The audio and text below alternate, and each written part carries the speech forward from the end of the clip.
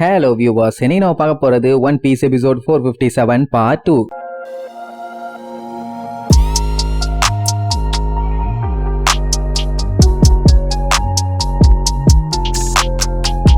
Open பண்ணா அந்த marine Ford காட்டுறாங்க. அங்க எல்லா சோல்ஜர்ஸையுமே அசம்பிள் ஆக சொல்றாங்க. ஏன்னா இன்னும் சில மணி நேரங்கள்ல ஏச போட்டு தள்ள போறாங்க, அதுவும் மக்களுக்கு முன்னாடி. சோ கண்டிப்பா கலவரம் வர்றதுக்கு நிறைய வாய்ப்பு இருக்கு. அதனாலதான் அத்தனை பேர்த்தையுமே ஒண்ணு சேர்த்துக்கிட்டு இருக்காங்க. ஏசியுமே நல்லா 3 டோர் கம்பி வச்சிருக்க மாதிரி ஒரு ஜெயிலுக்குள்ளதான் அடைச்சு வச்சிருக்கானுங்க. கையில அந்த சங்கிலி மட்டும் இல்லன்னா இந்நேரத்துக்கு பையன் எப்பவோ ரெக்க கட்டி பறேந்து போயிருப்பான். என்ன பண்றது, லாக் பண்ணிட்டானுங்க. அவன் கான்ல உட்காந்து அந்த பழைய விஷயத்தான் யோசிச்சுட்டு இருப்பான். அந்த பிளாக் பியர்டு அவன் டீமோட சேர்ந்து ஒரு ஊரையே நாசம் பண்ணி கொள்ளை அடிச்சுட்டு போயிட்டு இருந்தான். அங்கதான் கரெக்டா ஏசும் போய் அவனை மீட் பண்ணிட்டான். டே டீச்சர், உன்னை தாண்டா இவ்வளவு நாளா தேடிட்டு இருந்தேன். இன்னைக்கு நான் அடிக்க போற அடியில உன் பல்லெல்லாம் போச்சு அப்படின்னு ஒண்ணு அவன் ஏசா கமாண்டரு, ஆல்ரெடி என் வாயில பல்லு போய் தான்ப்பா கிடக்குதுங்கிற மாதிரி சொல்லுவான். அவன் உடனே நீ கமாண்டர் எல்லாம் கூப்பிடாத, என்ன மதிக்கிறவங்க மட்டும்தான் அந்த மாதிரி கூப்பிடுவாங்க. நீ ஒரு மானங்கட்ட பையன், முட்டா பையன், என்னைய ஏமாத்திட்டு போயிருக்க அப்படி இப்படின்னு அவனை வண்ட வண்டியா திட்டி இருப்பான். உடனே பிளாக் பியர்டு, நீ வேணா என்னோட குரூல வந்து ஜாயின் பண்ணிக்க, நம்ம எல்லாம் ஒன்னா ஆளலாம்பா. எப்படி ஒயிட் பியர்டை விட்டுட்டு துரோகம் பண்ணவன் கூட வந்து எவனாச்சும் ஜாயின் பண்ணுவானா? இதுல வேற இவங்க இந்த உலகத்தையே இவங்க கண்ட்ரோல்ல கொண்டு வரலாம்னு பிளான் பண்ணிட்டு இருக்காங்களாமா. இதோட இந்த ஒயிட் பியர்டோட கதை எல்லாமே முடிஞ்சு போச்சு. நான் தான் அடுத்த பைரட் கிங். அதனால ஸ்டார்டிங்கே நான் வாட்டர் 7க்கு போய் ஸ்டார் ஹெட் லூஃபியை கொல்ல போறேன்பா. அட அந்த டைம் நம்மளுக்கு வாட்டர் 7ல கப்பலோட பஞ்சாயத்துக்காண்டி அங்கதான் சுத்திட்டு இருந்திருப்பாங்க. சோ லூஃபியை கொன்னு கவர்மெண்ட்டுக்கு கிஃப்டா கொடுக்க போறானாமா. ஆல்ரெடி இவன் பண்ண தப்புக்காகவே இவனை கொல்லணும்னு வந்திருக்கான். இதுல ஒயிட் பியர்ட தோக்கடிக்க போறேங்கிறான், லூஃபியை கொல்ல போறேங்கிறான். விடுவானா? உன்னை கொல்லாம விட மாட்டான்டாங்கிற மாதிரி சொல்லிட்டு இருக்கும் போதே அவங்க ஆள்ல ஒருத்தன் இவனை சுடுவான். ஆனா அவன் பாடி தான் ஃபயர் ஆச்சே, ஒன்னும் ஆகாது. அப்புறம் மாத்தி மாத்தி அட்டாக் பண்ணி பாப்பானுங்க. அவன் அசையாம அப்படியே உட்கார்ந்துட்டு இருப்பான். இவ்வளவு நேரம் நீங்க அடிச்சிட்டீங்க, இனி நான் அடிக்கிறேன்னு சொல்லிட்டு நெருப்ப வச்சு ஒரு காட்டுவான். பிளாக் பியர்டோட உடம்பு தீ பிடிச்சு கண்ணா பின்னாடி எரிய ஆரம்பிச்சிருமா. கதறுன்னு கதறிட்டு இருப்பான். ஒரு விஷயத்தை நோட் பண்ணிக்கலாம், இந்த பிளாக் பியர்டு எப்பவுமே ஃபர்ஸ்ட் அடிய வாங்கிடுறான். அதுக்கப்புறம் தான் அவனோட பவரை யூஸ் பண்ணி அவங்க எல்லாத்தையும் பொழந்துக்கிட்டான். மேபி அவங்களோட பவர் எந்த அளவுக்கு இருக்குதுன்னு செக் பண்றானோ என்னமோ தெரியல. ஆனா இது வரைக்கும் நான் பார்த்த வரைக்கும் அவன் அப்படித்தான் பண்றான். இல்ல வேற ஏதாச்சும் இருக்குன்னா கீழே கமெண்ட் பண்ணுங்க, நானும் பார்த்து தெரிஞ்சுக்குவேன். அப்புறம் பிளாக் பியர்டு அவன்கிட்ட, நீ என்ன என்னைய கொல்லணுமா? தாராளமா கொண்டுகேம்பா. ஏன்னா இவன் கூட இருக்கிற ஒரு க்ரூ மெம்பரையே கொண்டுட்டு வந்திருக்கான். அது பைரட்டோட விதிமுறைகள்லயே ஒரு பயங்கரமான குற்றம். இவன் கொன்ன ஆளோட பேரு தச்சு. சொல்ல போனா அவன் தான் 4th டிவிஷனோட கமாண்டர்.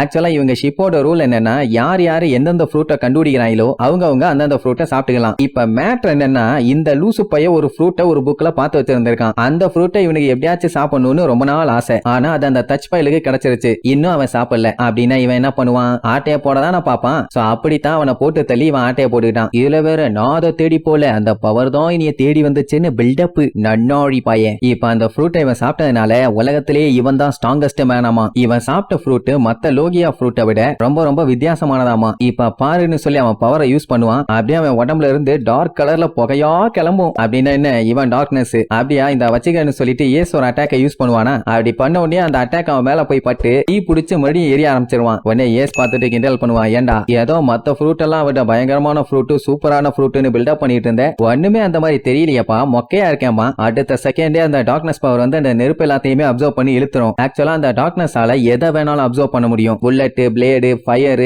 ஏன் தண்டரை கூட அப்சர்வ் பண்ணும். அப்படி அப்சர்வ் மட்டும் பண்ணாம அப்படி அப்சர்வ் பண்ணத ரிட்டர்ன் அவங்கள மாதிரியே அவங்களுக்கே திருப்பி அதை பண்ண முடியும். அண்ட் அது மட்டும் இல்லாம இவன் அட்டாக் பண்ணி இவனுக்கு பெயின் வரும்ல, அந்த பெயினை கூட அதை அப்சர்வ் பண்ணுமாமா. இது மட்டும் இல்ல, இதை தவிர என்கிட்ட இன்னொரு விஷயமும் இருக்குன்னு சொல்லிட்டு அவன் கையை நீட்டி ஓர்டெக்ஸ்பான். கேஷுவலா நின்னுட்டு இருந்த நம்ம ஏச அதை அப்படியே புடிச்சு இழுக்கும். என்னன்னா டார்க்னஸோட கிராவிட்டி யாரெல்லாம் டெவில் ஃப்ரூட்டை சாப்பிட்டுருக்காங்களோ அவங்கள புடிச்சு புல் பண்ணுமாமா. அப்படி அவன் கையில வந்து அவன் மாட்டிட்டாலே அந்த டெவில் ஃப்ரூட்டோட பவர் இவன் மேல ஒர்க் ஆகாது. சோ அந்த டைமுங்கும் போது அவனோட பாடி நார்மல் பாடி தானே, ஓங்கி ஒரு அடி வைப்பான். அவ்வளவுதான், ஏசு கண்ணா பின்னான்னு தெரிச்சடிச்சு போய் விழுந்துருவான். இதை நம்ம பையன் கொஞ்சம் கூட எதிர்பார்க்கவே இல்லை. ஏன்னா ஏசுக்கு பவர் கிடைச்சதுல இருந்து அவனை யாருமே இது வரைக்கும் தொட்டது கூட கிடையாது. சோ ஃபர்ஸ்ட் டைம் இப்படி அடி வாங்கினதுனால பயலுக்கு பொசுக்குன்னு வாயில இருந்து ரத்தம் வந்துருச்சு. மொத்தத்துல அந்த டார்க்னஸ் பவர் அவன் யூஸ் பண்ணானா டெவில் ஃப்ரூட்டோட பவரை யாராதாலுமே யூஸ் பண்ண முடியாது. அப்படின்னா இது ரொம்ப டேஞ்சரான விஷயம் தானே. அவனால புல் பண்ணி இழுக்க முடியும், அழகா புடிச்சுக்கவும் முடியும், அந்த பவரை யூஸ் பண்ணாம தடுக்கவும் முடியும். அப்படின்னா இவனை எதிர்க்கணும்னா பயங்கர ஸ்ட்ராங்கான ஆளாவும் இருக்கணும். இப்ப என்னன்னா லோகியா, ஜோயனு, அந்த பேரமிஷியா இந்த டெவில் ஃப்ரூட் எல்லாம் சாப்பிட்டவங்க அந்த பவர்ஸை யூஸ் பண்ணி அவங்க பயங்கர கான்பிடென்ட்டா இருக்காங்க. அப்படி இருக்கும்போது அந்த பவரையே எரேஸ் பண்ணி அடிக்கிற பவர் இவனுக்கு இருக்குதுன்னா அது நார்மலான விஷயம் இல்ல. அப்படின்னா இப்ப பிளாக் பியர்ட் நினைச்சானா யார வேணாலும் பொழந்து கட்ட முடியும். உடனே ஏசு காண்டா, என் மகனே நீ தொட்டாதாண்டா இந்த மாதிரி எல்லாம் பண்ணுவேன், தொட விட்டாதானமா மறுபடியும் ஓட்டெக்ஸ்னு சொல்லி இழுப்பானா, பிளைங்ல போக போகவே நெருப்பு வச்சு ஒரே அடி அவன் பாடியில போய் சொருகிட்டு நிக்கும். ஆனாலுமே அவன் அந்த வழியா அந்த பிளாக் பியர்டு ஏச புடிச்சு ஒரு அடி வைப்பான். மறுபடியும் நம்ம தலைவர் தெரிச்சிருவான். இந்த பிளாக் பியர்டுக்கு கான்பிடென்ட் அவனோட டார்க்னஸ் பவர் கூட யாராலையுமே எதிர்த்து நின்னு சண்டை போட்டு ஜெயிக்க முடியாதுன்னு. இப்ப என்னன்னா அவனுக்கு ஏச கொல்லணும்னு ஐடியாவே இல்ல. ஏன்னா ஏசோட பவரும் சாதாரண பவர் இல்ல, ரொம்ப வேல்யூபிளான ஒண்ணு.